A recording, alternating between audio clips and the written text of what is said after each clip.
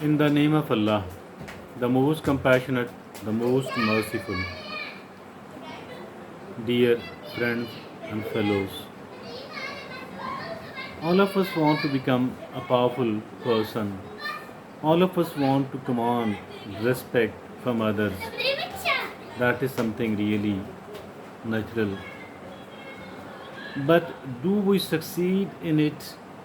Very, very few of us do succeed in that. While overwhelming majority of us does not succeed in that at all. Do you crave for it? Do I crave for that? If at all this is the case, then let's learn how to become a powerful personality, how to command respect from others, because this is really, really important. This is really, really beneficial, and it makes us quite a distinguished person, my dear friends. Look, like always, like every talk and discussion, we have chosen a beautiful, a useful article on the subject, and this very useful article has been written by Brendan Brown. Brendan Brown is a well-known researcher and author, has written plenty of useful, beneficial articles for the public. This one is also one of those beautiful, useful articles, and the caption of the article is 10 signs you have a powerful personality. 10 signs you have a powerful personality that command respect from others. So, what are those 10 signs? Let's explore all those 10 signs and let's try to create. If at all we already have some of these, we need to consolidate it. We need to understand the importance of that. On the other hand, if at all some of these signs does not exist in us, so in that case we need to create those signs inside ourselves, and we need to keep it with us as long as we are alive. What are those 10 signs? Let's look upon all those 10 one by one.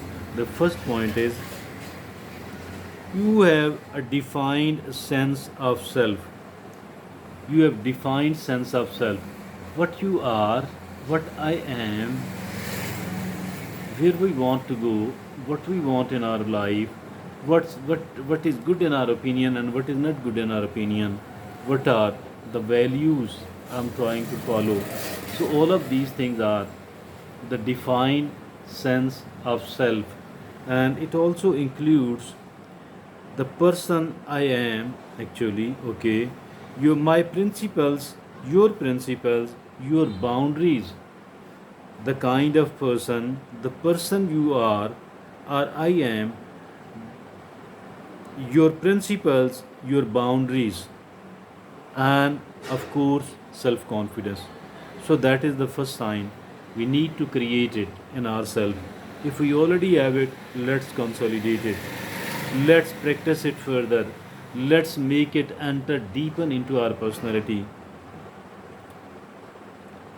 Having a defined sense of self. Number two, you display empathy. You display empathy. This is really important. Why? It is everyone out of these 10 points is very important. This builds a deep connection with those around you. This builds a deep connection with those around you. Okay, this builds a deep connection indeed, drawing them to your powerful aura. Attracting them, being a magnet for them, for the powerful aura of ours. What is this aura? This is the quality or atmosphere that surrounds or be generated by a person, thing, or place. So there is a quality or atmosphere which we do generate, which surrounds us, which is being generated by us. So that is our aura. So we need, it will create, as far the empathy is concerned. You practice, you display empathy. This creates a powerful aura indeed. And the first one too, you have a defined self of sense. Number three is you practice what you preach. You practice what you preach. It's not like there is a difference between what we practice and what we preach. We must be, every strong personality is not in conflict with oneself. Every strong personality is not in conflict with oneself, rather in consonance with oneself. Rather, there is no such thing as the contradiction in one's personality, saying of one thing and practicing another thing. As a matter of fact, you know, uh, those who are strong enough, they practice whatever they preach, and what they don't practice, they don't preach it either, they don't claim it either. And this is the fourth is, you display resilience. You display resilience. What is this resilience, by the way? It actually means that obviously there will be certain hurdle, obviously there will be certain setback, obviously there will be certain failure and fiascos and this and that. So as a matter of fact, what is going to happen, that every time we come across, we do have to face setback, failure. We should have the ability to recover soon, to bounce back soon. Recovery as soon as it is possible, or even gradually, but recovering, being very much committed that I am going to recover. Not only that I am going to recover, rather I am going to go much, much further. So that is resilience.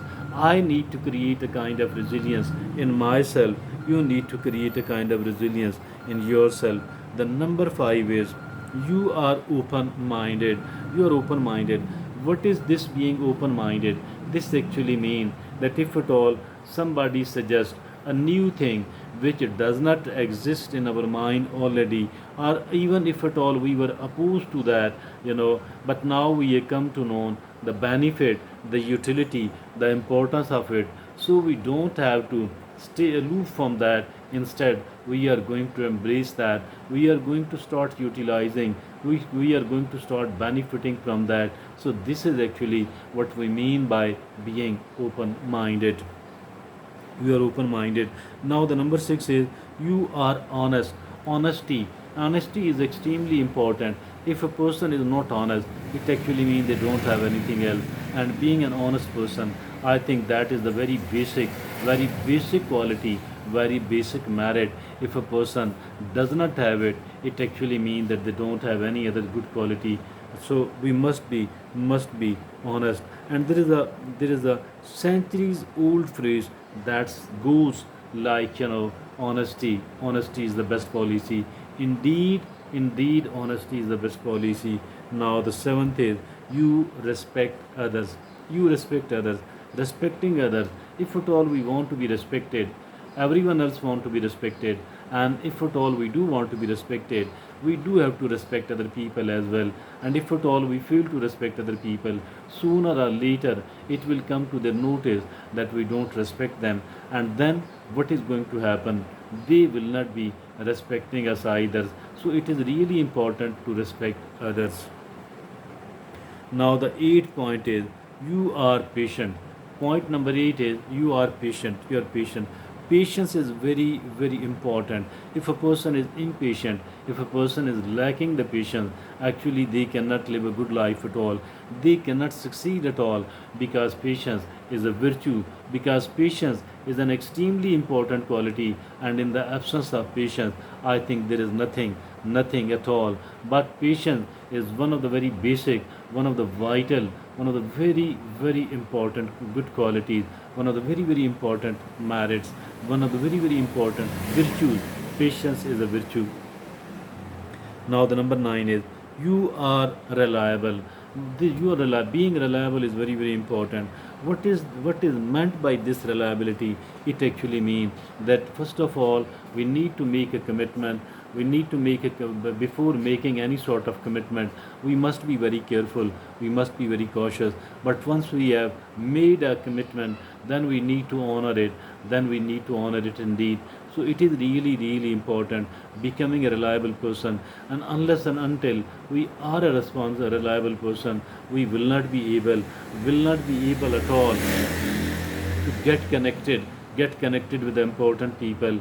So it is really important to be a reliable person. Now the number 10 is you have a clear set of goals. You have a clear set of goals. Having the goals is very important, but having the clear set of goals, this is even more important. Having the clear set of goals. So unless and until we don't have a clear set of goals, this actually means that we don't have a direction, and we have become a kind of directionless people. And those all people who are a directionless people, how come will they be able to succeed? How come will they be able to live a good life? How come will they be able to develop a strong personality that commands the respect from others?